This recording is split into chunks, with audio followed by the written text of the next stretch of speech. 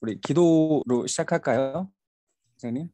예, 뭐 시간이 네, 많지 않으니까 기도하고 바로 들어가도 될 것 같아요. 네, 우리 임명춘 선교사님, 네.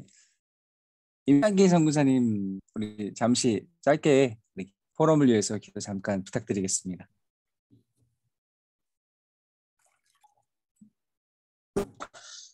은혜가 풍성하신 여호와 하나님 아버지 감사합니다. 특별히 방글라데시 귀한 사역을 감당하시는 장선호 선교사님을 통해서 많은 것들을 배우고 또 큰 꿈과 여러 가지 사역을 알기를 원합니다. 주님께서 함께 해주시고 우리 장선호 목사님께서 귀하신 사역들을 통해서 우리가 도전받고 헌신하며 이 땅에 또 열방의 많은 영혼들 구원하는 귀한 역사를 감당할 수 있도록 우리를 붙들어 주시고 축복해 주옵소서. 처음 시간이 마친 시간까지 함께 해 주시길 원하며 우리 구하신 예수 그리스도 이름으로 감사하며 기도했습니다. 아멘. 아멘. 네, 바로 우리 강사 소개하고요. 네, 말씀을 듣도록 하겠습니다. 강사 우리 장순호 선교사님은 1984년 파송을 받으셨고요. KDAB 방글라 개발협의회를 설립을 하셨고요. 많은 한인 선교사님들과 협력 운영을 하시고 한국 기독교 선교대상 언더우드 선교상을 수상하셨고요. 우리 방글라데시 선교 역사를 살펴보면서 저희 40주년을 맞이하는 우리 네팔 선교사님들한테도 의미가 있는 뜻깊은 시간이 되었으면 좋겠습니다. 장순호 선교사님 환영하는 의미로 듣기 전에 박수로 환영을 하도록 하겠습니다. 환영합니다. 장 목사님 말씀하시기 전에 간단하게 제가 좀 부언해서 소개의 말씀도 드리고 우리 또 선교사님들한테 감사의 말씀도 드리고 싶네요. 사실 오늘 토요일 날이고 쉬는 날이고 또 네팔은 주일인데 더군다나 아침 이른 시간에 아마 차도 한 잔 제대로 못 마시고 나오신 분들도 여럿 계시라 생각이 됩니다. 미안하기도 하고요. 또 이렇게 적극적으로 우리 40주년 행사에 함께 마음을 못 두는 점에 대해서는 감사의 또 격려의 말씀도 드리고 싶습니다.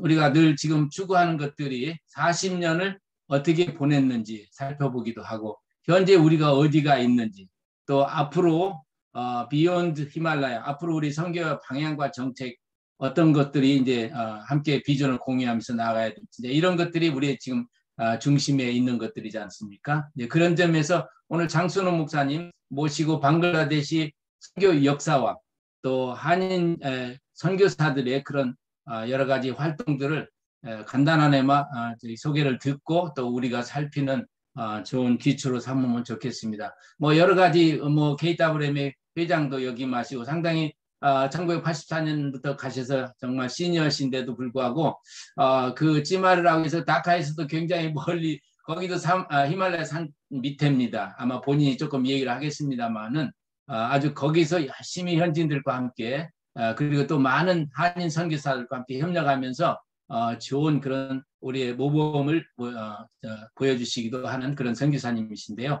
어쨌든 이제 본인의 얘기와 또 우리 네팔 방글라데시 선교사님들 또 선교의 상황 이런 얘기를 들으면 큰 도움이 되리라 싶어서 제가 모셨고요.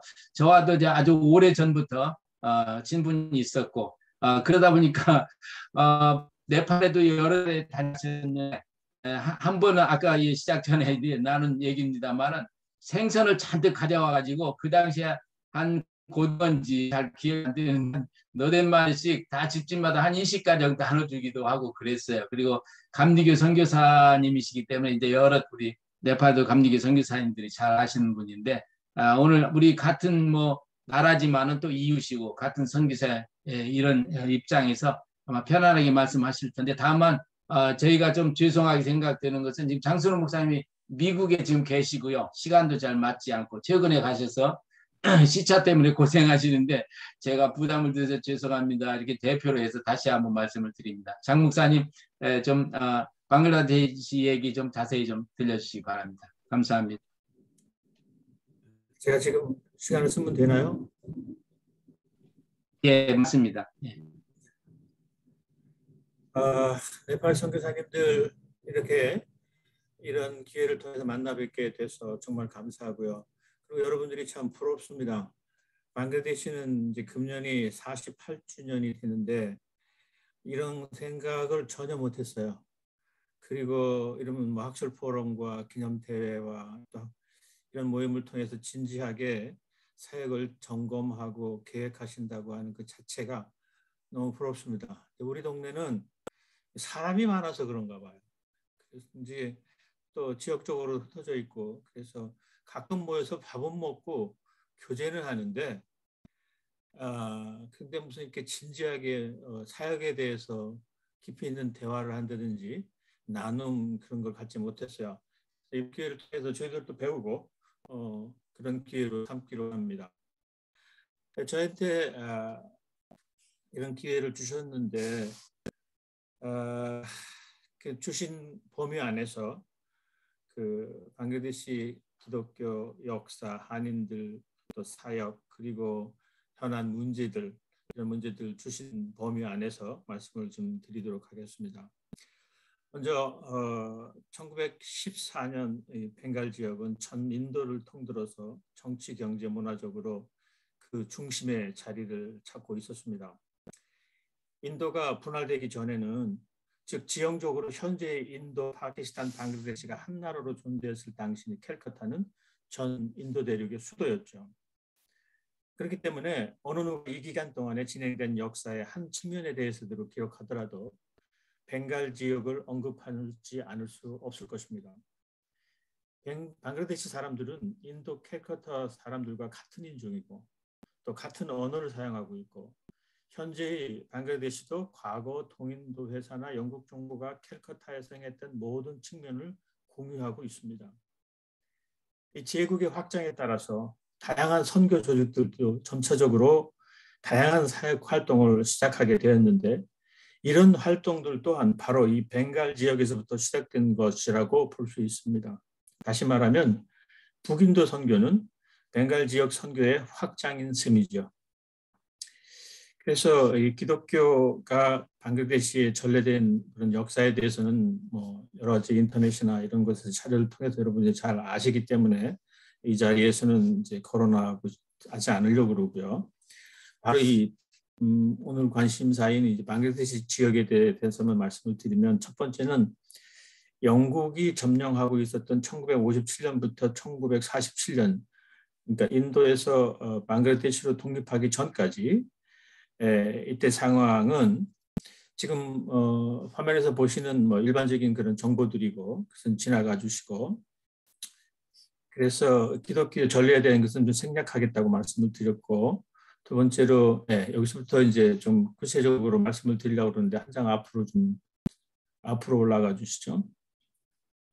네, 인도에서 분할되기 전 기독교의 개신교 선교는 윌리엄 캐리가 1961년부터 1834년까지 이 지역에서 도착한 1993년부터 1834년까지 근대 선교, 인도 선교 역사에서 가장 중요한 의미를 가집니다. 1834년 윌리엄 캐리가 죽은 이후에 선교사들의 관심은 세란푸르에서 캘커타로 이동했고 그리고 벵갈 지역 중에서 약 71군데의 다양한 선교 활동들이 그때부터 진행을 되게 확장되게 됩니다. 그래서 캘커타 주변에 30여 개의 사역장이 설치되었습니다. 이제 그런 중에 침례교 선교의 BMS는 방글라데시 지역의 보리샬, 디나즈풀, 다카 그리고 치타공에 사역장을 설치하게 됩니다. 그리고 1833년부터 그러니까 즉 윌리엄 캐리가 사망하고 그런 사역이 더 확장되는 그런 시기죠. 1857년까지 캘커타의 이제 힌두교도들의 인구가 증가함에 따라서 선교사들도 시골 지역에도 더 많은 관심을 갖기 시작했습니다. 그리고 당시까지 영어를 강조하던 곳에서 자국의 교육을 더 강조하는 패러다임의 변화가 일어납니다. 이런 변화에 대한 반응은 방글라데시 사회의 상황뿐만 아니라 선교사들의 선교 정책에 의해서도 영향을 받게 됩니다.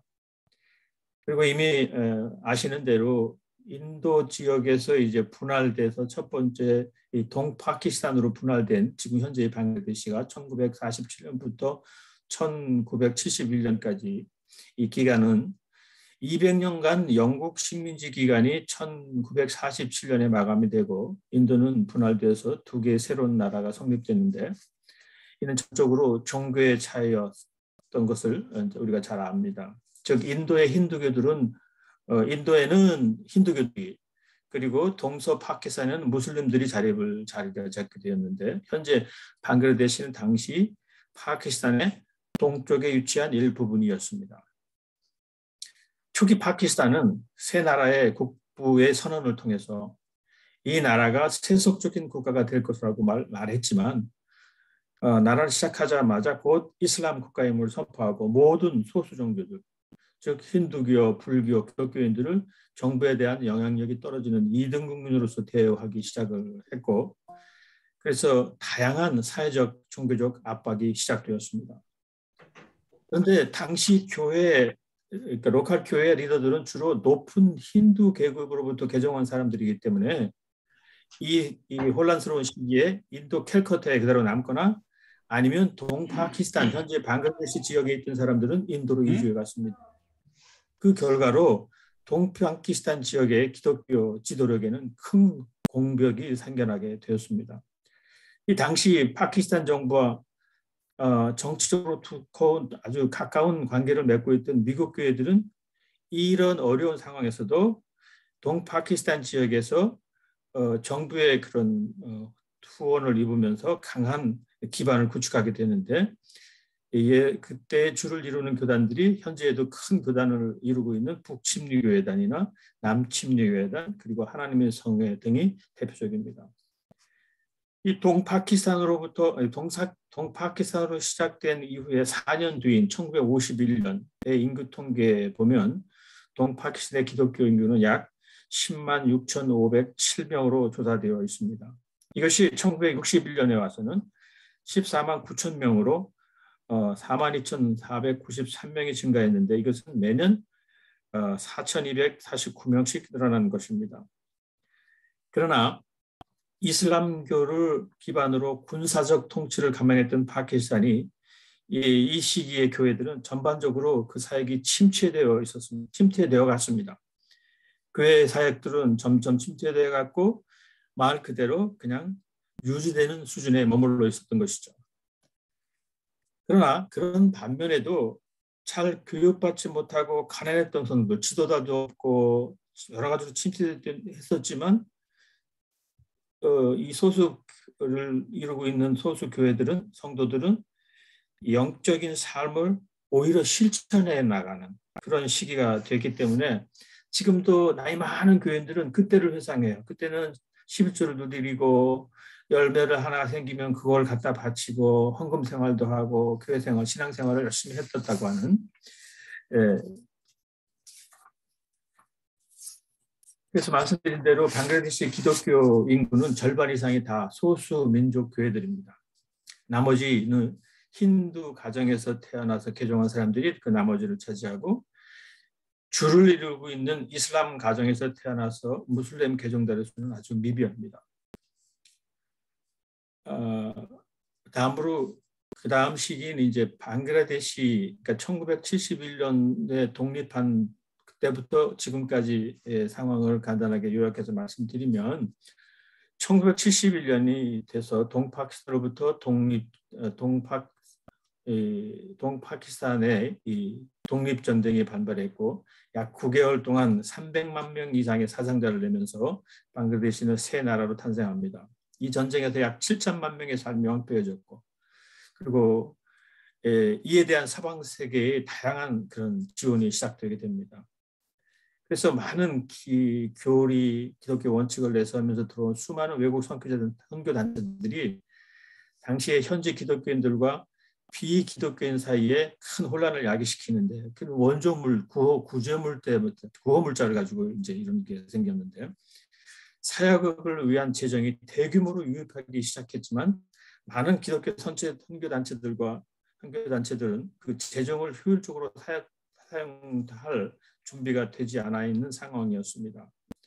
방글라데시 교회 지도자들과 지식인 대부분이 인도 지역으로 이주를 했기 때문에 방글라데시 교회 안에는 정규 신학교육을 받은 훈련되고 유능한 목회자들, 신학교 교수들이 서 있지는 못했습니다.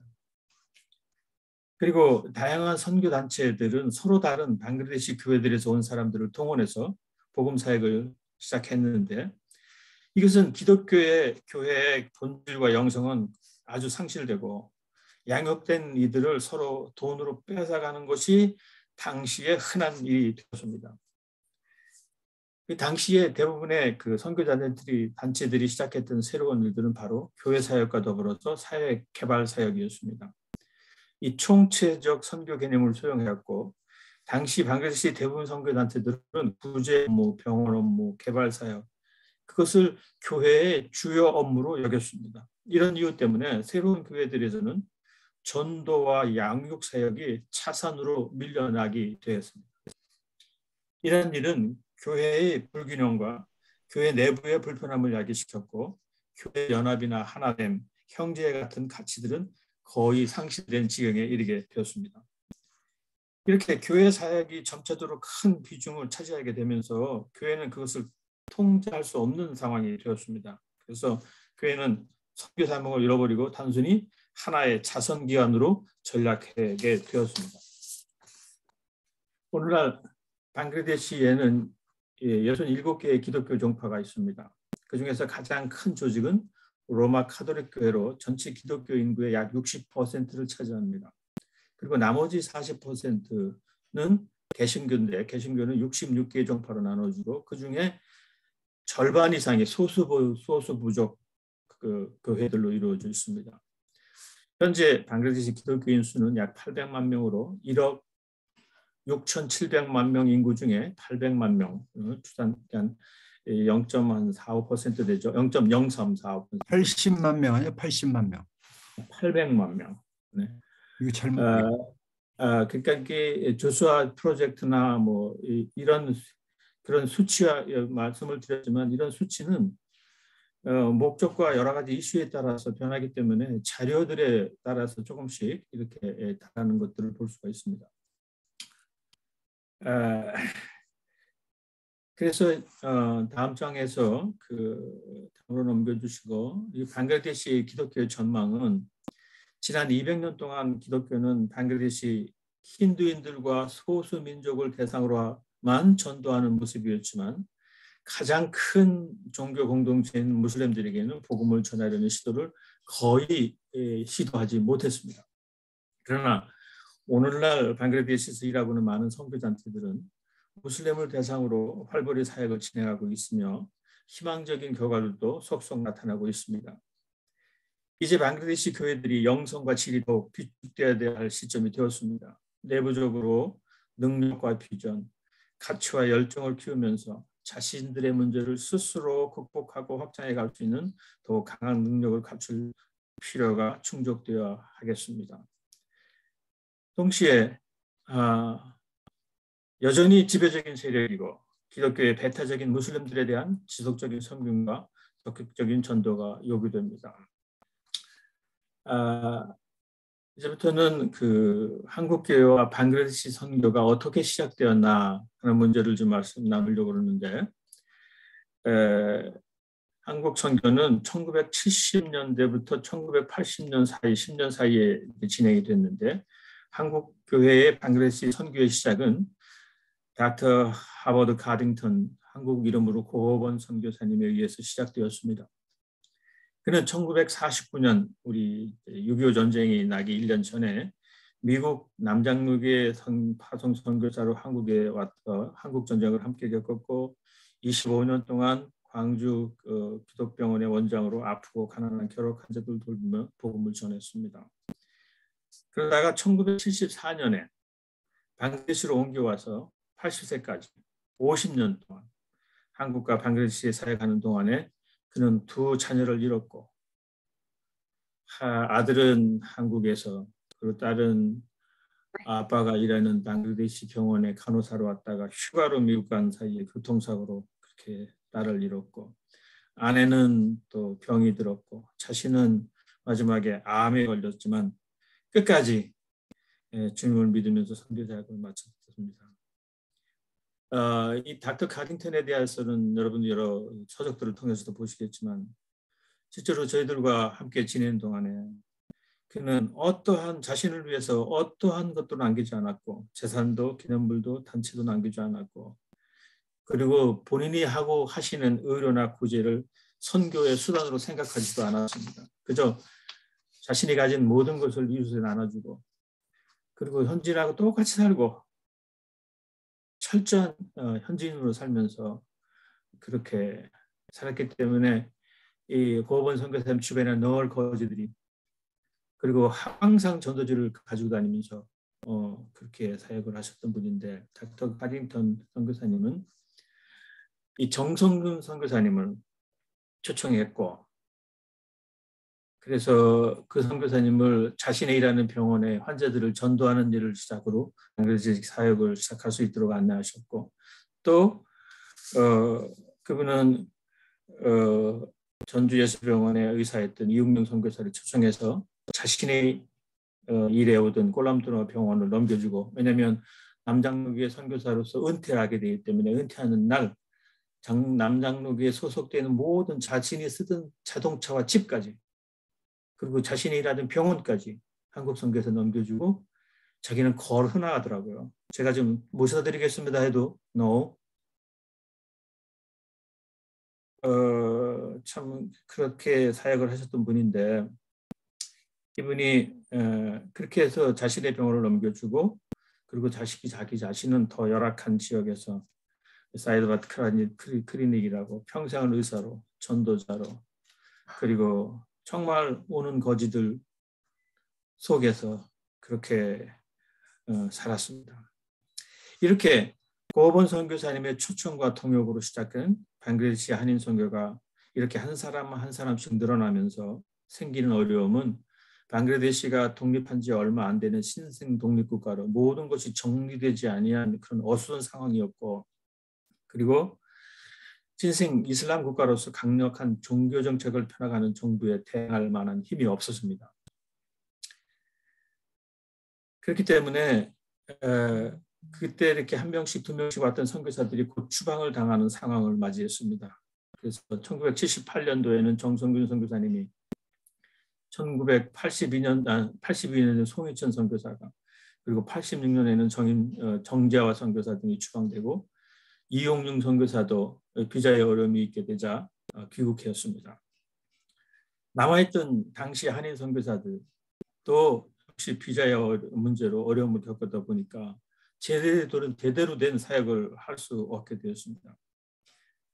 그 당시에 80년대 초반에 방글라데시의 한인 선교사는 한 가정, 저희 부부하고 그리고 싱글 둘, 총 4명이 있었습니다. 그래서 그러니까 저희 부부와 강원희 선교사님 첫 사역을 네팔에서 마치고 오셨고 1987년 1월 달이죠. 그리고 장성희 선교사도 87년에 오셨고 1월 달에 그래서 그분들이 도착한 지 한 3개월쯤 지났을 때 우리가 함께 모여서 기독교 NGO 한국연합선교회를 조직하기로 방글라데시 개발협회라고 KDF이라는 선교회를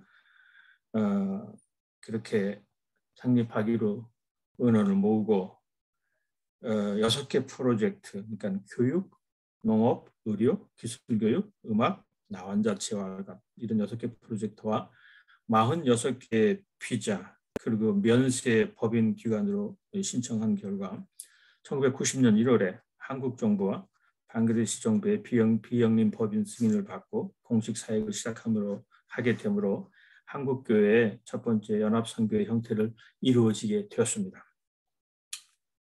그러니까 1970년대, 80년대 초반까지는 정말 다른 나라와 달리 한국의 영원한 은인인 우리 미국인 선교사의 도움으로 선교사들이 와서 그러나 어려움을 당하고 그런 과정에서도 몇 명 안 되는 한인 선교사들이 마음을 모아서 가능성을 찾고 합법적으로 일할 수 있는 그런 것들을 만들 수 있도록 모아주셨고 그렇게 해서 오늘에 이르게 되었습니다. 그래서 1970년대에 이르러서는 넘겨주시죠. 1970년대에 이르러서는 이제 한인 선교사들이 늘어나게 되는데 당시에 한인 선교사 30가정이 있었는데 그중에 27가정이 우리 KDB 소속 선교사들로 다양한 선교사들이 와서 활동을 하고 3가정 또 독신들은 다른 단체에서 온분도 당시에 계셨습니다만은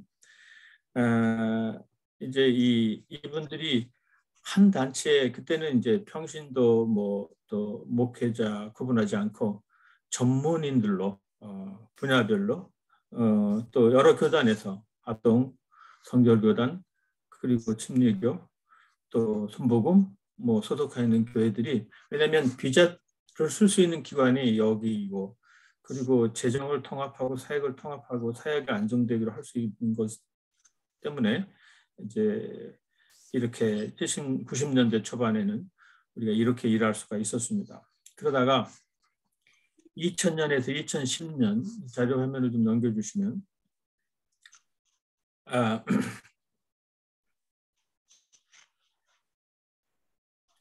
그 장이 죄송해요. 없구만요. 파일이 뭔가 오케이. 이렇게 문제가 있네요. 아까 그 사진이 마지막입니다. 오케이. 아니면 제가 다시 그냥 그 선교 시작이나 머물러 주시죠. 제가 좀 조정해서 보낸 자료가 거기 없구만요. 이렇게. 그래서 말씀을 계속하겠습니다. 그래서 1990년, 그러니까 70에서 80년대는 이렇게 시작을 했고, 1990년대에 와서는 이제 허락하신 한인 선교회 안에 속해서 비자를 쓰면서 대부분의 선교사들이 한 단체에서 일을 했고, 그리고 2000년에서 2010년까지는 이게 확장이 됩니다.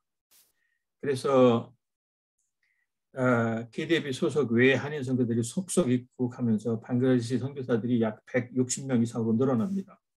장로교 선교사님들은 합동, 통합, 고신 선교사들이 나름대로 들어와서 일하다가 장로교 공회를 조직해서 공동으로 신학교 사역도 하고 지역교회를 지원하고 주로 이제 기존에 있는 방글라데시 부족 선교 이런 사역들을 이제 펼쳐게 됐습니다. 그래서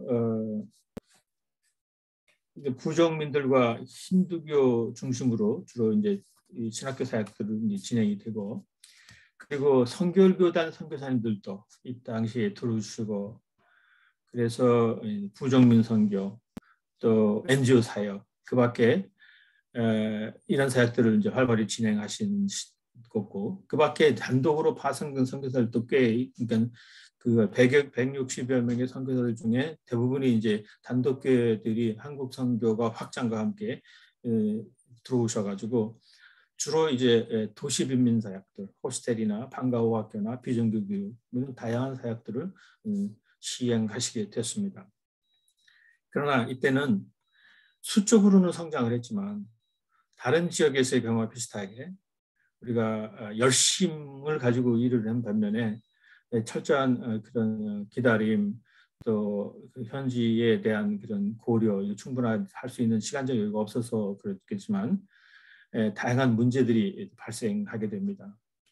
그래서 그런 것들이 선교사의 신분이 곧 노출이 되게 되고 현지인들과의 갈등이 또 생기고 그래서 선결교단 선교사들이 단체로 철수하게 되고 개인 사역자들 중에서 여러 명이 비자 거부를 당해서 철수하는 일이 이때 시작되게 됩니다. 그러니까 1980년대 초반 이후 근 한 80년 초반, 90년, 2000년 한 10여 년 동안 자유로운 기간이 있었는데 이게 다시 이제 갈등의 문제가 생기게 된 거죠.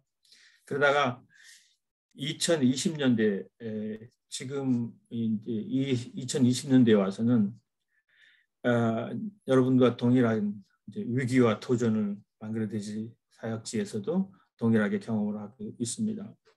1910년대 대비해서 전체 선교사 수가 25% 감소, 약 40명이 감소해서 2022년 2월 현재 한인 선교사 수는 122명으로 부부 50가정, 그리고 싱글 18명, 그리고 현지인이나 외국인하고 결혼해서 사역하는 선교사님들이 이렇게 계신데 이 중에서 이제 비정부 기구 소속해서 비자를 쓰고 하시는 분들이 17가정, 싱글 6명, 그래서 약 40분은 그 나름대로 안정적인 비자를 가지고 일을 하시는데 나머지 선교사님들은 비즈니스나 방문이나 학생 비자, 선교사 비자 뭐 이런 것들로 채려왔지만 방글라데시 정부의 규제 강화가 그러니까 1980년대에 있었던 그 강화보다 훨씬 더 이제 30년 만이죠. 근 40년 만이죠. 아주 최고로 강화된 그런 선교사들에 대한 체제를 허가하지 않는 그런 것 때문에 비자 연장을 못하고 또 이 코비드 사태 때문에 한국에서 장기 체류하면서 이제 어떻게든지 비자 문제를 해결하려고 노력 중하는 그리고 코비드 사태 장기를 하는 여러 가지 재정적인 어려움 이런 것을 경험하고 있습니다. 다음으로 한국교회 방글라데시 선교의 의미와 그것을 평가해 본다면 긍정적인 면은 한때 한국 선교가 막 확장되면서 선교사들이 막 해외로 나가면서 그렇게 막 유행했던 그런 뭐 땅밟기 시기라든지 아니면 돈을 가방에 가져와서 호텔이나 게스트하우스에 머물면서 사회지 한번 둘러보고 물질로 이렇게 지워주고 이런 007 가방 선교 이런 것들이 완전히 없어진 건 아니지만 대부분 선교사님들이 전문성을 가지고 지속적으로 사역을 하고 계십니다. 부정적인 면을 본다면 대부분 일부 그러니까 다 대도시에서 그것도 외국인 거주 지역에서 집단으로 거주하고 그리고 현지 교회 지원과 주로 이제 하는 사역들이 현지 교회를 재정적으로 지원하는 것 그리고 현지인 전도자들을 고용해서 이렇게 사역을 하게 하는 것 그리고 옛날부터 지속되어 왔던 하층민 그리고 소수 부족민들 상대로 한 그런 사역들이 중심이라는 것 그리고 아직도 이 주류인 회교도들에게는 다가가기를 주저하는 것 그리고 또 이 주류 모슬렘 사람들은 성경이 변진된 것이라고 믿고 서구식 교단으로는 보지 않는데도 여전히 전통적인 방법으로 성경을 가르치고 전통적인 신학교, 전통적인 교회 안에 머물러 있는 것들을 그 자리에 머물러 있고 그리고 선교사들이 모임도 있고 식탁교제도 있는데 실제적인 사역 교류, 협력에는 미비한 그런 것들이 부정적인 면이라고 말할 수 있겠습니다. 그리고 마지막으로 이 주변국들과의 협력 이번에 특별히 이제 저희가 관심 있는 것은 네팔 선교 40주년을 맞아서 이렇게 포럼과 여러 가지를 행사를 하시면서 어떻게든지 같은 문화권에서 주변국들과 같이 협력할 수 있을까 이런 문제를 생각해 주셨다는 데 감사를 먼저 드리고요. 이 주제에 대해서 첫 번째로 우리가 고려해 볼 문제는 선교의 목표는 현지인들이 스스로 설계하는 자립 선교를 수행하는 것이 목적이 아닙니까? 그렇기 때문에 오늘 우리 한인 선교는 현지인들이 스스로 자신들의 교회와 자국 면전들을 담당해 가도록 자립시킨다고 하는 목표에 이르게 하는 일에 집중해야 되는 믿습니다. 우리 한국 선교는 선교지의 교회를 개척하고 신학생들을 키워서 파송하고 예배당을 건축했지만 정작 그들이 예수를 믿은 후에 어떻게 먹고 살 것인가에 대해서는 그리고 어떻게 그들이 그 지역을 떠나지 않고 살아갈 것인가에 대해서는 관심과 그들이 자립하는 일은 별로 거기에 대해서는 대책 없이 그저 두었기 때문에 회심자들이 선교사들에게 아니면 선교부에 계속해서 의존할 수밖에 없는 구조를 만들었습니다. 개정한 회심자들이 스스로가 자신들의 문제를 해결할 수 있는 방안들을 제공하는 일을 효과적으로 감당할 수 있는 사역에 대한 투자 그리고 거기에 대한 교류, 이 집중이 절실히 요구됩니다. 그렇기 때문에 좀 더 구체적으로 협력 가능한 네팔, 방글라데시, 인도 뭐 이런 지역들에서 우리가 가능한 영역과 분야가 있다면 어떤 것일까 생각을 해봤는데요.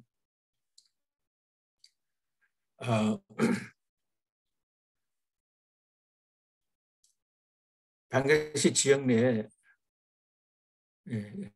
다 지나간 얘기입니다. 예, 오케이. 그 앞으로요. 예, 앞으로. 네네, 여기. 이제 하나 더 밑으로 내려보실까요? 예, 그것밖에 없나요? 오케이. 네. 다시 앞으로 좀 올려주시고요.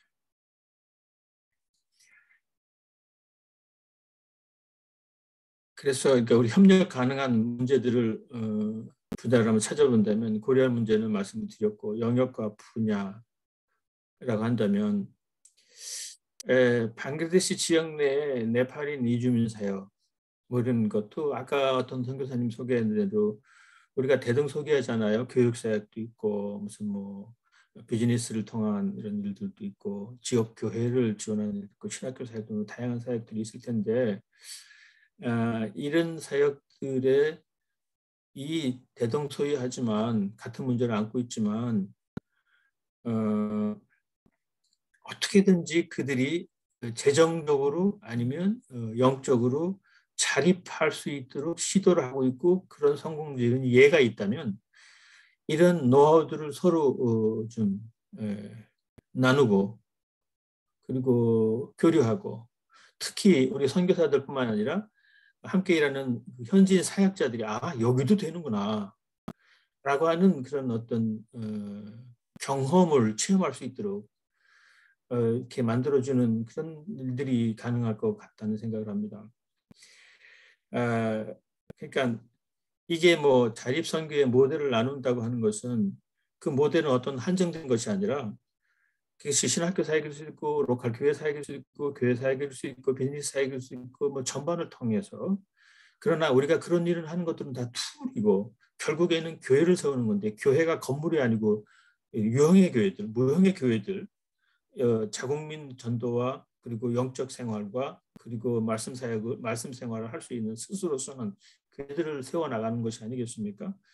그런 면에서 이제 이런 모델이 서로 나누고 교류함이 필요할 거라 그렇게 생각이 됩니다. 근데 첫 번째 먼저 말씀드린 대로 네팔 이주민 사역은 인도의 경우는 네팔과 인도가 왕래가 또 자유롭고 그리고 네팔 안에서도 그렇고 인도 내에서도 더 그 활발한 재정 활동이 가능하기 때문에 네팔인들이 이 인도 지역에 많이 이주한 것으로 보이는데 방글라데시 상황은 이슬람 국가고 일부 힌두인들이 있지만 경제력이 별로 없고 그리고 또 소득을 낼 만한 그런 일들이 뭐 별로 없기 때문에 네팔 국민들이 방글라데시 지역에 집단으로 이주해서 어떤 공동체를 이루고 있는 그런 사회들이 아주 미비하고 있어도 그리고 뭐 거의 볼 수 없는 그런 상황입니다. 그래서 네팔 이주민 사역에 대해서는 뭐 미비한 상황이라 이렇게 보이고요. 두 번째로 말씀드린 대로 자립선교의 모델을 나누고 하는 것은 얼마든지 방법을 찾으면 가능할 거라고 생각이 되고요.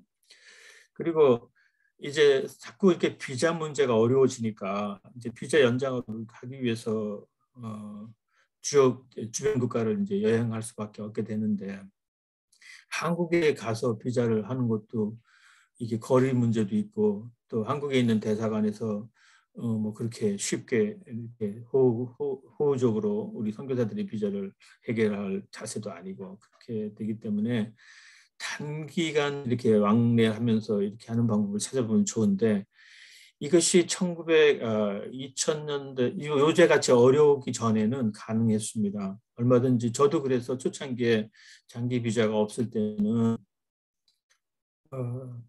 3개월에 한 번씩 비자를 연장해야 되니까 네팔로도 가고 인도 캘커타로도 가고 밴쿠버로도 가고 그랬던 경험이 있어요. 그래서 무작정 가방 2개를 싸가지고 공항으로 가서 비행기표도 그 자리에서 그리고 네팔 비행기 자리를 구하면 겨울옷 쓰고, 그리고 인도 캘커타나 태국을 갈 때는 여름옷 가방을 쓰고, 그렇게 정신없이 지낸 데가 뭐 30년 전 얘기 같은데, 이런 상태로 2000년대까지, 2010년대까지는 가능했습니다.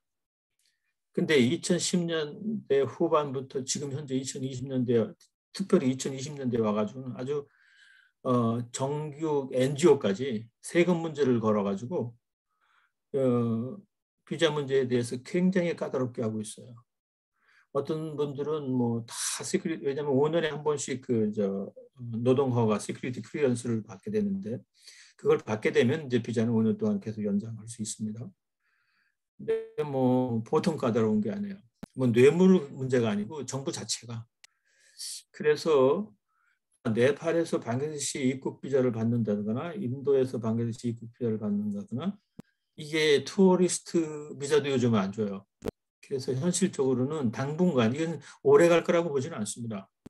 지금 이 정부가 지금 뭐 상당히 혼란한 가운데 있는데, 너무 장기 집권을 했기 때문에, 그래서 거의 독재 수준으로 가고 있고, 그렇게 되면 자연히 이제 이슬람 극렬 사람 조직들의 그런 눈치를 볼 수밖에 없는 그런 구조로 흘러가서 지금 이런데, 만약 방글라데시가 전같이 관광 비자로 왔다 갔다 할 수 있는 상황이 벌어진 상황이 된다 그러면 뭐 2, 3개월씩 이렇게 사역지를 이동하면서 또 사역도 교류하면서 이런 방법들은 얼마든지 생각해 볼 수 가능할 거라고 생각이 됩니다. 저희 단체 같은 경우에는 다카 지역에는 이제 금년으로 다 다카에 있던 사역장이나 뭐 사무실이나 수도 지역에 있는 것들을 다 폐쇄하고, 다카에서 450km, 그러니까 인도와 방글라데시 국경 저쪽 히말라야 밑에 쪽이죠. 완전히 이주를 했기 때문에 오히려 자체 시설을 가지고 있어요. 뭐 게스트하우스라든지 등등. 그래서 앞으로 이 비자 문제만 저는 장기적으로 이 문제가 계속될 거라고 보지 않기 때문에, 해결이 된다 그러면 얼마든지 교류할 수 있겠다, 그렇게 긍정적으로 보여집니다. 그리고 한 번 더 강조하고 싶은 것은 위에 앞서서 말씀드린 자립선교의 모델을 나누면서, 아니요, 지금 장에서요, 말씀드렸던 이 자립선교의 모델을 찾고 격려하고, 그리고 서로 할 수 있는 것들을 보충하고, 이런 노력은 우리가 함께 했으면 참 좋겠습니다. 그래서 그렇다면 NGO, 무슨 방글라데시에서 참 감사하게도 방글라데시 당시에 체류하고 있던 선교사 전원이라 봐야 4명이지만, 그리고 장로교, 감리교 뭐 이런 선교사들이 한국 선교, 그러니까 당시에 방글라데시 정부는 선교사들은 다 내보냈지만, 이슬람 국교 선언을 하면서 다 공식 추방을 해서 뭐 했지만, 외국 기구들에 대해서 문을 열었습니다. 그래서 저희들이 처음에는 코리안 미션인 방글라데시 그렇게 했다가 미션을 빼고 코리안 디벨롭먼트 어소시에이션인 방글라데시 개발, 그 개발은 뭐 건물 짓고 도로 가는 게 아니라 하나님이 창조하신 원래 모습으로 인간을 회복시키고 예배하고 찬양하고 기쁨으로 삶을 회복시키다고 하는 의미의 개발이지만, 그래도 이슬람 정보 사람들은 개발, 그러니까 굉장한 게 들어오는 줄 알고, 그래서 우리가 전략적으로 선교의 이름을 이렇게 하고, 그리고 이제 오늘까지 사역을 하고 있는데, 저희들이 하려고 하는 것은 하나의 목표입니다. 자립하는 무형 유형의 교회들이 세우는 일입니다. 소위 NGO들이 말하는 구제 사업, 무슨 뭐 개발 사업, 이것은 과거 인도에서 독립해서 오늘까지 오는 방글라데시가 갖고 있는 가장 고질적인 문제이기 때문에, 우리는 가능한 한 구제 사역을 하지 않고 이제 개발 쪽에서 어떤 인성 개발, 영성 개발, 그리고 스스로 먹고 살이는 먹거리를 해결하는 일들, 이런 일에 집중을 하고 있습니다. 그래서 사역의 목표는 거기 지역 주민이고, 우리 KDB 사역의 중심 가치는 지역 주민들, 그리고 자립 공동체, 그리고 자립 교회였습니다. 그다음에 넘겨주시죠. 조금 문제가 있는데 거기에. 오케이. 중점 사역은 증거 사역이 있는데, 그래요. 개인전도하고 성경 공부하고 양육하고 지역교회 사역 등을 통해서 회심자들에게 그 사람들이 자기 자신을 떠나지 않고 믿음을 지키고 스스로의 힘으로 자신들의 신앙 공동체를 지켜나갈 수 있게 지원하는, 그래서 KDAB 사역과 직간접적으로 연결되어 있는 그런 수혜자들에게 지역의 무슬림들이 복음에 반응할 수 있도록 그렇게 증거하는 사역들입니다. 두 번째는, 왜냐하면 증거 사역, 여기는 100% 모슬렘이고요. 인구 50만 명을 저희들이 사역 대상으로 삼고 2개 군, 한 30년 계획으로 2개 군을 첫 번 섬겼고 이미 30년이 끝났고 두 번째 사역을 시작했는데, 이 사람들이 그 사람들의 언어로 그 사람의 마음으로 복음을 받아들일 수 있도록 하는 것이 이제 최고의 목표를 가지고 그 사역을 임하고 있고요. 교육 사역은 문명률이 많으니까, 그래서 유, 초, 중, 고등학교 그리고 칼리지까지 그냥 비정부 학교가 아니고 정부인가 학교로 그렇게 해서 아주 최상의 양질의 교육을 해보겠다. 그래서 전인 교육을 하겠다. 그런 목표를 시작했고 오늘까지 그렇게 사역을 진행하고 있습니다. 그다음에 이제 의료 사역은 병원, 섬, 그리고 이동진료, 모자병원, 가족교회, 공중병원. 초창기부터 우리 의료 선교사들이 있었기 때문에 이제 의료 시스템을 잘 갖춰서 1년에 최소한 2만 명 이상의 로컬 환자들을 섬겨오고 있습니다. 그다음에 이제 지역개발 사역은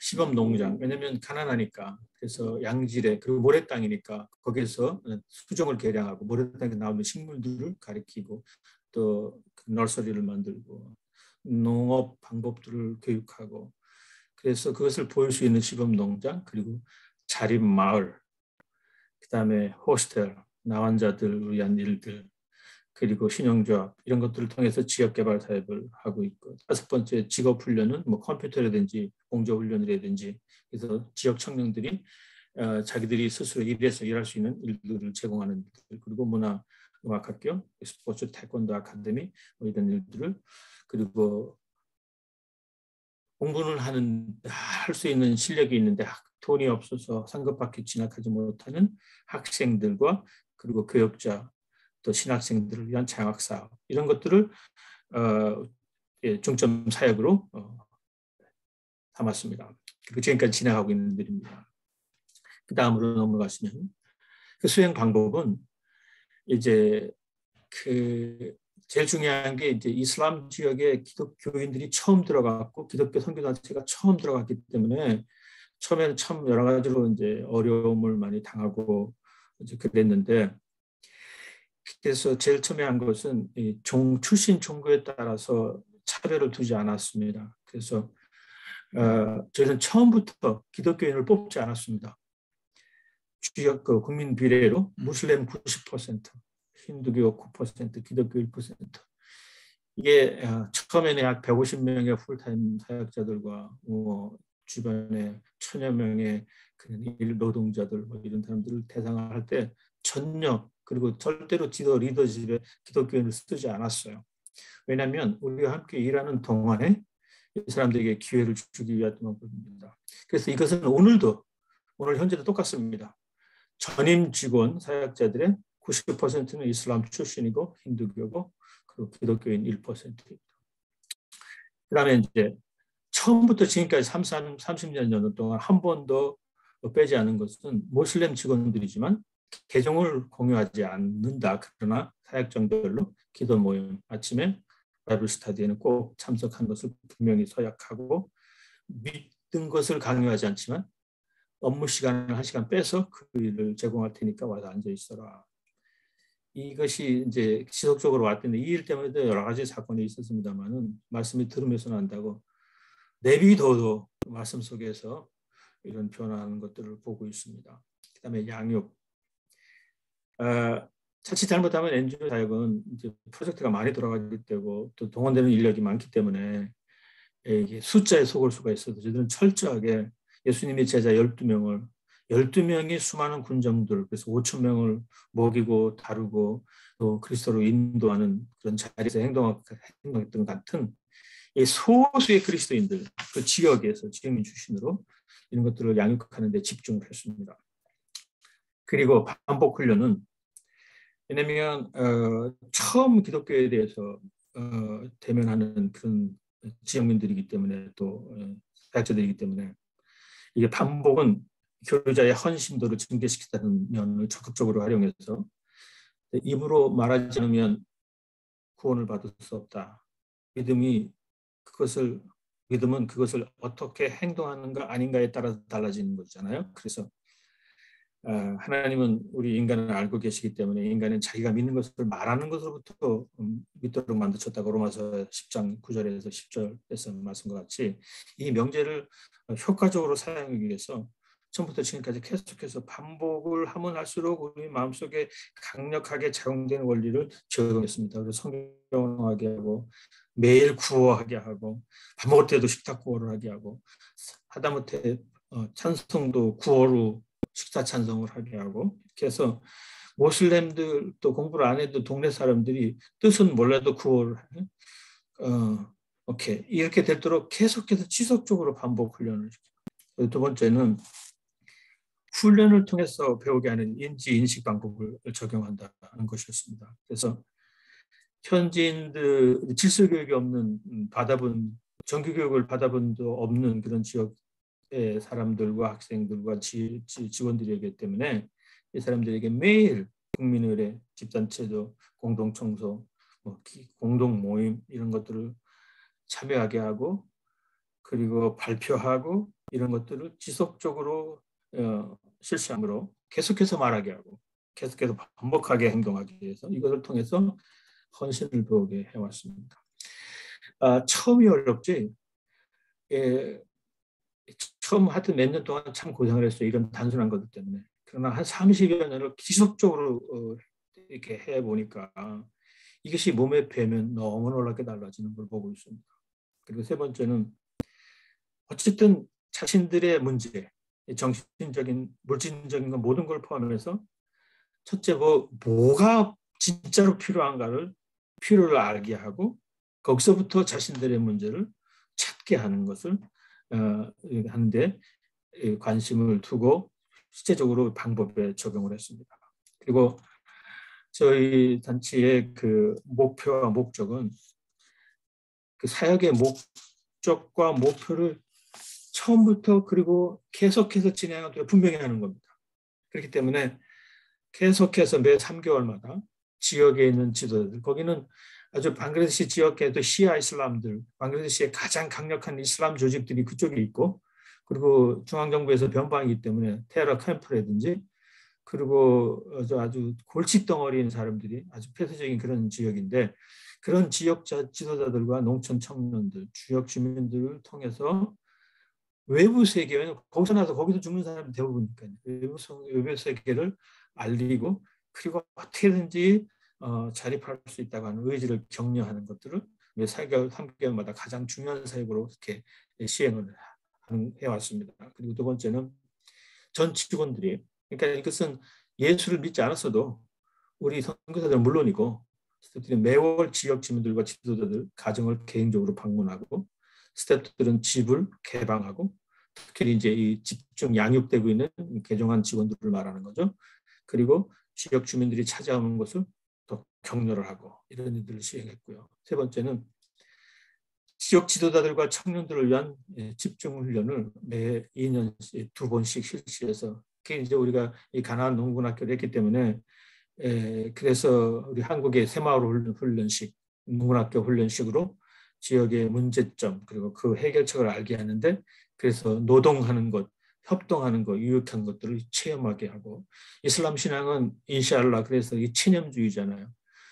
힌두도 뭐 비슷하게 윤회 이런 그냥 그 원래부터 타고난 체험주의 이것을 바꿀 수 있는 기회를 제공해 오는 것들을 방향으로 삼았고 그리고 네 번째는 말씀드린 대로 어떤 종교가 있든 크리스천 기독교인 기구이기 때문에 믿음에 관계없이 매일 아침에 업무 시작 중 그리고 종료 후에 성경 공부 모임과 기도 모임에 참석한다는 것을 서약하고 그리고 그것이 문제되지 않도록 격려하고 그렇게 해왔습니다.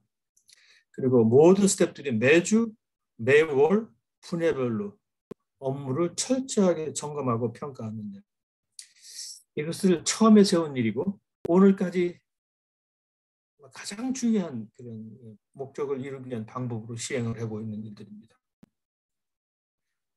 그래서 우리 선교사들이 직접적으로 사회질병과 싸우고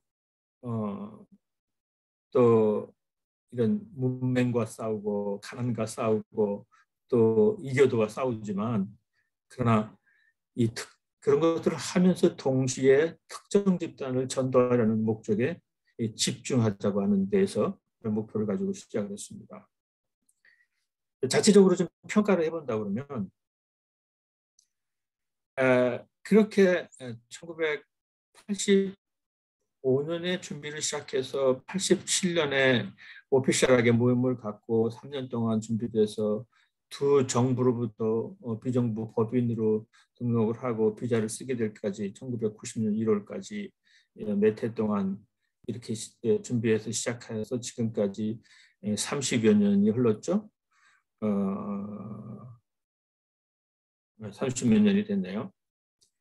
그렇게 온 결과 최근에 지난 5년부터 모든 프로그램의 운영 관리, 시설 관리, 행정 관리, 인사 관리는 100% 현지인들이 자립해서 운영하고 있습니다.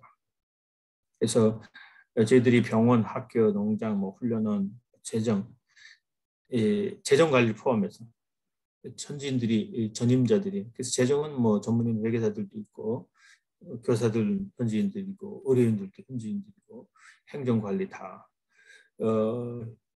그렇게 됐고 그리고 선교사들은 이제 수년 전부터 격려와 양육, 말씀 사역을 전담하게 됐습니다.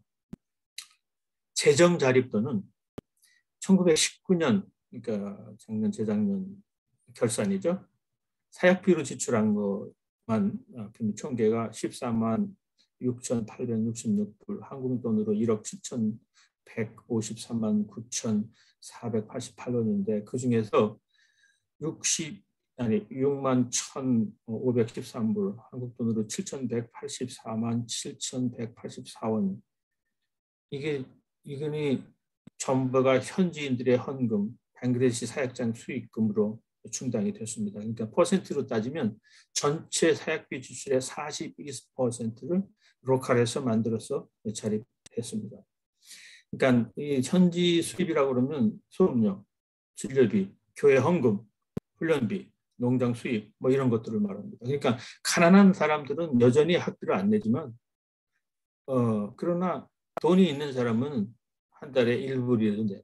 그리고 병원에도 마찬가지입니다. 역시 가난한 환자들은 무료 진료를 받지만 엑스레이나 수술이나 이렇게 받을 정도의 안과 수술 같은 이런 것들은 돈 있는 사람들은 거기에 맞는 수입 돈을 내는 것. 그리고 시범 농장이나 자립 농장에서 나오는 그런 수입들 이런 것들로 모아진 게 보통 적을 때는 5만 불에서 6만 불, 7만 불 사이. 그러니까 약 40%, 적으면 30%를 넘기 시작한 게 한 5년 전이고 이렇게 40% 수준을 유지하고 있습니다. 그러다가 이제 작년에는 이제 팬데믹으로 좀 줄였지만 그래도 27%로. 그러나 2022년 금년에는 좀 이제 회복이 돼서 나아질 거라고 생각을 하고 있습니다. 그리고 자체 평가에서 주민들의 반응을 보면 여기 말씀드린 대로 아주 완고한 폐쇄적인 이슬람, 그리고 극단 이슬람, 그리고 그 안에서 생활을 유지하고 있는 일부 소수의 힌두인들. 이 속에서 이제 우리가 사역을 시작했기 때문에 처음에는 우리가 모아서 이렇게 예배하고 기독교인들이 거기 왔다는 자체만으로도 그게 이제 기분 나쁘고 싫은 사람들이 때로 몰려와가지고 그냥 다 가져가거나 아니면 통째로 부수거나 난장판을 만드는 이런 일이 여러 차례 있었는데 그런 일이 생길 때마다 선교사만 남겨두고 다 도망갔던 현지 직원들이 최근에는 그런 일도 적어졌지만 시시각각으로 발생하는 문제들에 전면에 나서고 이런 문제들을 스스로 해결하는 것을 봅니다. 두 번째는 무슬림 지역에 와서 교회 건물부터 짓고 않고 우리들에게 꼭 필요한 일들을 담당해줘서 고맙다고 인사하는 모슬렘 이맘들의 말을 듣습니다. 3년 전에 성탄 행사 때 주변에 있는 그 모스크의 이맘들을 초청했습니다. 그때 여섯 모스크의 이맘들이 성탄 행사에 왔었어요. 그래서 축사를 시켰더니 그러더라고요. 지난 30년 동안 우리가 당신들을 몰라서 너무 힘들게 했다고. 그러나 지내보니 당신들이 좋은 사람들이 있는 걸 알겠다고. 그래서 우리 아이들도 당신들이 학교를 다닌다고. 그래요. 이게 지역민들의 마음에 드는 그런 상황으로 하나님 바꿔주셨습니다. 세 번째는 처음에 학교를 열으니까 기독교인 만든다고 학교를 보내지 않았어요. 그래서 한동안 학교를 하지 못했습니다. 근데 지금은요, 유초, 중, 고등학교, 대학까지 입학 시험을 봐요. 입학 경쟁률이 보통 10대에서 19대 1입니다. 그리고 전국 상위 학교, 그러니까 여기도 이제 학력고사를 보는데 전국 4만 개 학교 중에 상위, 그러니까 A 플러스 그룹 이게 되면 이제 대학 갈 때 전액 국가장학금을 받게 되는데 1년에 20명 이상씩 여기서 배출이 되니까 이제는 너도 나도 이 학교를 수업료도 이제 일부씩 받는다고 그랬죠. 올라갈수록 과외 수업비도 받고 이렇게 하는데 자녀들을 안 보내던 사람들이 30년 만에 상황이 바뀌어서 아주 자랑스럽게 교복 입고 이렇게 학교를 보내기 시작했고 병원을 열었는데 피부를 뽑아가지고 외국에 가서 팔아먹는다고 아주 막 죽게 생긴 환자 아니면 안 왔어요. 근데 이런 주민들이 지금은 진료 내기 위해서 기다리고 진료비 내고 이렇게 됐습니다. 그리고 또 하나는 성경을 만지거나 교회당에 발만 디지기만 해도 지옥 간다고 옮겨져서 먼저 이제 기능별로 들어온 모슬렘 직원들이 성경을 막 줄줄 울면서 부들부들 떨면서 성경을 만지는 것만 안 하게 해달라고 이랬던 사람들이 자연스럽게 성경을 읽고 나누고 완성하고 적용하고 적응에 번응하는 사람들로 두 군데 교회가 생겨서 한 군데는 20명, 한 군데는 35명 전부 100% 로컬 지역에서 개종한 모슬렘 또 힌두 사람들에 의한 교회들이 지금 진행되고 있습니다. 문제점은 그것을 어떤 장애들이 있었고 어떻게 극복하면서 실패한 교훈들이 있었다는 문제들을 여러 가지로 말씀드릴 수 있겠지만 간단하게 한 두세 가지만 말씀을 드리면 이 모슬렘 사람들은 성경이 변질된 거라고 사람이 그래서 그리고 기독교인들이 말하는 건 특히 선교사들이 말하는 것은 사람을 속이는 거짓말이라고 하는 걸 배웠기 때문에 기독교식으로 말하면 같은 모슬렘 이제 방글라 중에서도 힌두식 표현이 아니고 이슬람 표현으로 하지 않으면 듣지 않고 마음을 탔습니다. 그래서 저희들한테 제일 먼저 필요했던 게 이 현지 무슬림들을 이해하고 그들 식으로 살고 그들 식으로 방식으로 표현하고 행동하는 이런 일에 그 능숙하고 현지 문화에 통화하는 것들 이런 것들이 좀 장애가 여러 번 있었습니다. 그래서 나중에는 지역의 이마음들을 초청해서 이제 기본 언어가 끝난 소리 선교사들이 코란을 배우겠다고. 그러니까 모슬렘들이 아주 코란 끼고 아주 자랑스럽게 사역장에 들어와서 선교사들을 코란을 가르쳤는데 한 3개월 하다 보면 다 그만두게 돼요. 왜냐하면 선교사들이 묻는 질문을 답을 못 하거든요. 코란에 보면 이런 와무드는 내가 메시아라고 안 하고 그랬는데 당신은 도대체 이 뜻을 모르니까 해석 좀 하라고. 등등. 코란을 통해서 오히려 역 선도를 시작했을 때 관계는 좋아졌지만 이런 변화들이 이루는데 그 과정이 상당히 어려웠습니다. 그렇게 되면 아무래도 선교사가 지속적으로 언어의 전문인이 돼야 되고 거기에 투자를 해야 되고 이렇게 됐었죠.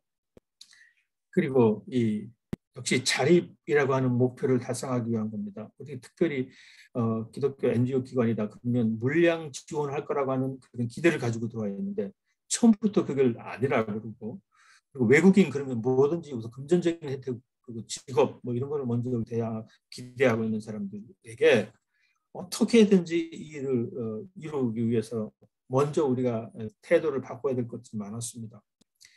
그래서 참 힘들었는데 그러나 이제 이것들을 이런 기본적인 장애를 극복하기 위해서 10명 이상의 회심자들이 생겨서 그들이 자기 동네에서 쫓겨나지 않고 살아갈 수 있는 힘이 생길 때까지 공개적으로 무슨 세례를 준다든지 이런 행위를 하지 않았습니다. 그냥 모여서 예배드리도록만 하고, 그리고 먹고 사는 문제가 해결이 돼야 되잖아요. 그래서 외부에서 직원들을 뽑지 않았습니다. 특히 기독교인들, 선교사 밑에서, 선교단체 밑에서 잔뼈가 굵어왔던 사람들을 절대로 받지 않았습니다. 좀 모질라도 지역의 주민들, 선생님이든 뭐 농업이든 일꾼이든 전부. 그래서 자기가 일해서 우선 자기 생활을 할 수 있도록 만들어주는 일, 그리고 이런 단체의 그런 팔리시에 묶여있게 하는 일, 그리고 교회에 개종하고 나온 사람들은 처음부터 스스로 교회를 운영하게 하는 일, 할 수 있도록 하기 위해서 처음부터 두 군데 생긴 교회들의 현 로컬 교회 목사님의 생활비를 선교사들이 지급하지 않았습니다. 똑같이 굶더라도 교회 운영비는 처음부터 5명이면 5명이 내놓은 건 가지고 10명. 그러니까 로컬 목사님 부부도 일을 줘서 일을 하면서 거기서, 그러니까 지금 현재 있는 목사님 같은 경우는, 로컬 목사님 같은 경우는 부인은 호스텔의 하우스마더로, 목사님은 목사라고 하면 목사님들이 안 들으니까 우리 학교에 카운슬러라고 그래서 일정한 시간을 투자해서 거기서 받는 원금으로 생활을 하고, 주민들한테 눈에 선교사나 무슨 기구로부터 받아서 생활한다고 하면서 보지 않고 이렇게 하는 것들을 처음부터 지키고 정하고 지금까지 와서 어떻게든지 선교사가 빨리 도와주기 때문에 이게 가지고 있는 기본적인 만성적인 그런 의다침에서 벗어나도록 하는 데 집중을 했습니다. 그래서 또 하나는 로컬 목사님의 뭐 신방용 오토바이가 필요하다, 뭐 그런 기도 제목이 나오거나 교회 건물이 필요하다 했을 때도 어떻게든 10%로 로컬 교인들이 그 만들기 전까지는 기다려서, 지금 현재 있는 올리브레 교회는 25년 만에 10%를 만들어서 25년, 교회가 시작된 25년 만에 90%를 도와줘서 벽돌로 교회 건물을 줬습니다. 오토바이도 마찬가지야. 5년 기도해서 이런 식으로 하나하나 모든 것들을 로컬 교회가 서가는데 이 물량 공세와 선교사의 주머니가 오히려 방해가 안 되도록 하는데, 이게 참 문제점이었고 장애였고 또 실수도 많이 했고, 이렇게 해서 오늘까지 이제 사실은 이제 초창기에 잘 몰랐을 때는 저도 다카에 있으면서 주로 이제 본부 사역을 할 때니까 로컬 교회들 많이 도왔죠. 기독교 기존교회들 건물 지어주고 여러 군데 많이 바빴고, 신학생들 지원하고 교육자 지원하고. 그러나 그 물량 지원은 그것이 끝나면 끝이더라고요. 그래서 첫 5년의 실수를 이 KDB 연합사역 시작과 동시에 완전히 끊었습니다. 그리고 우리 선교사들이 이 태도를 바꾸는 일이 정말로 문제점이었어요. 도와주자, 할 수 있으면. 그러나 끝까지 하지 않은 결과 스스로 하게 됐습니다. 그리고 우리 이제 저희들 이해를 말씀을 드리는 거니까, 개선하고 더 발전시킬 사항이라고 그러면 아무래도 지역에 있는 사람들, 뭐 학력이 그렇게 많고 경험이 많은 사람들이 아니니까 그 중에서 뽑았더라 하더라도 이 전문성과 지도력에 문제가 있습니다. 그래서 지금 현재는 로컬 사람들이 전체를 운영하고 전체 규모 있는 그런 예산과 사업과 이런 프로젝트를 운영하는 데 있어서 이 전문성, 또 그런 지도력, 그래서 집단 공동 지도 제도를 만들어서 혼자가 결정하지 않는, 그래서 지금 16명의 그 운영위원들이 로컬 사람들이 문제를 하고 있는데, 이런 지도력이 강화되게 하는 문제. 두 번째는 이 자체 수입이 기반이 만들어져서, 지금 뭐 없는 게 아니고 있습니다만 로컬 사람들의 그 복지가 좀 더 향상되도록, 저희는 다른 기구, NGO 기구 같이, 다른 비정부기구나 정부기구 같이 월급을 많이 못 줬습니다.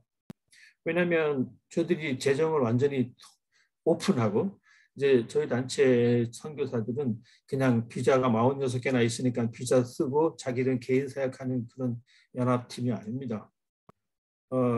어떤 누가 어느 교단에 속해 있든 오는 모든 선교비는 공개하고 생활비는 정해진 것만 받고 그 관리는 현지인들에게 오픈하고, 처음부터 돈 전제를 흐른 거죠. 그렇기 때문에 다른 단체보다 현지인들이 돈의 흐름을 알기 때문에 개인은 어떻게 살고 단체는 어떻게 살고 통장은 어떻고 또 이렇게 하지 않으면 가장 현지인들과의 거리를 좁힐 수 있는 방법이 없기 때문입니다. 외국인 부자고 우리는 가난한데부터 시작하니까요. 근데 이것을 처음부터 이렇게 공개하고 사역을 시작할 수 있었기 때문에 사실은 KDB가 여기까지 깨지지 않고 갈 수 있었던 거죠.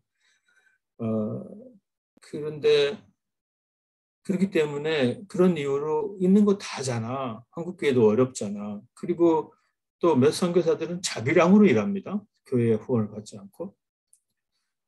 이제 이런 거를 알기 때문에 그동안은 너무 적은 그 급여를 100여 명, 뭐 줄여도 100여 명 이상의 사역자가 있을 수밖에 없잖아요. 그러니까 이런 사람들한테 정말 최고 모여서 공개를 하면 로컬 의사 선생님들이 3만 다카 수준이니까 한 300불? 350불? 그리고 최소는 50불부터 350불 사이에 고등학교 선생님들이 100불? 그러니까 이게 너무 적다고요. 그리고 일은 많고 뭐 오버타임도 없고 밤낮 일하고 휴일도 없고. 그래서 이제 우리 개선시킬 방법은 자체 수입이 지금 뭐 한 40% 된다고 그러지만 이것을 더 좀 확장해서 수익 기반을 만들어서 현지 사역자들이 이 복지가 향상돼서 당당하게 자기 일터에서 일하면서 섬기면서 자기도 영적으로 신앙생활을 하게 되고 그리고 교회를 섬기고 그리고 이제 놀랍게도 그 몇 명 안 되는 그 개종자들의 교회들이 이제 자기들 친구들을 교회로 안내하고 하는 일들이 시작되고 있는데 이런 게 되려면 가장 기본적인 것이 예수 믿고 난 다음에 그들이 스스로 먹고 살 수 있는 것들을 제공해야 되는데 그게 그러려고 보면 혼자는 약하잖아요. 어느 정도 규모가 갖춰야 되고 구조적으로 이렇게 갖춰야 되기 때문에 저희들에게는 지난 30년 동안 이런 기반이 닥쳐도 아직도 약한 그런 급여라든지 이런 것을 올려줄 수 있는 복지 문제를 향상하는 문제고 그리고 끝으로는 계속해서 자국민 전도에 대한 열정이 식지 않도록 격려하고 그리고 이 책임은 외국인에 있는 게 아니고 당신들 자신 문제 그리고 자신들의 문제를 인시알라 그러고 앉아 있는 게 아니라 스스로 극복하고 그런 문제를 극복할 수 있는 방법들과 그런 힘들을 밀어주고 자립시키고 하는 일들을 저희들에게 남아있는 과제입니다. 여기까지만 말씀을 드리고 지금 이제 제언이라고 했는데 뭐 주제 넘게 제가 무슨 제언할 게 있겠습니까? 혹시 빠지는 게 있으면 혹시 또 고쳐야 될 게 있으면 말씀해 주시면 그때 제가 평소에 가지고 있던 뭐 사역 철학이라나 또 제언이라나 이런 부분을 말씀드리는 걸로 대신하기로 하고 저에게 주신 이 방글라데시 기독교 역사와 한국 선교에 대한 말씀은 이것으로 맺도록 하겠습니다. 잘 경청해 주셔서 감사합니다. 고맙습니다. 네, 감사합니다. 우리 장순호 선생님, 선교사님 발제 감사드립니다.